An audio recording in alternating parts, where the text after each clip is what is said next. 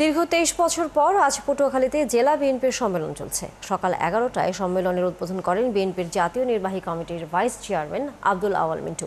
বিকেল ৩টায় সম্মেলনে ভার্চুয়ালি প্রধান অতিথি হিসেবে যুক্ত হবেন বিএনপির ভারপ্রাপ্ত চেয়ারম্যান তারেক রহমান। তিনি দিক নির্দেশনামূলক বক্তব্য রাখবেন। এছাড়া বিশেষ অতিথি হিসেবে বক্তব্য রাখবেন এয়ার ভাইস মার্শাল অবসরপ্রাপ্ত আলতাফ হোসেন চৌধুরী ও প্রশিক্ষণ বিষয়ক সম্পাদক এ মোশাররফ হোসেন সহ আরও অনেকে। সম্মেলনের সভাপতি সাধারণ সম্পাদক পদে ৮ জন প্রার্থী লড়ছেন।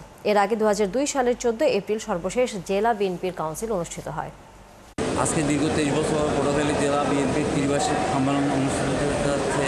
এই সম্মেলন সুস্থ, সুন্দরভাবে এবং সফলভাবে হোক। আজকের সম্মেলন আমাদের বহু বছরের আকাঙ্ক্ষিত, বহু বছরের আন্দোলনের যে ফল, সেটা আজকে যে গণতন্ত্রের মাধ্যমে জেলা কমিটি হইতেছে, এই জন্য আমরা আনন্দিত।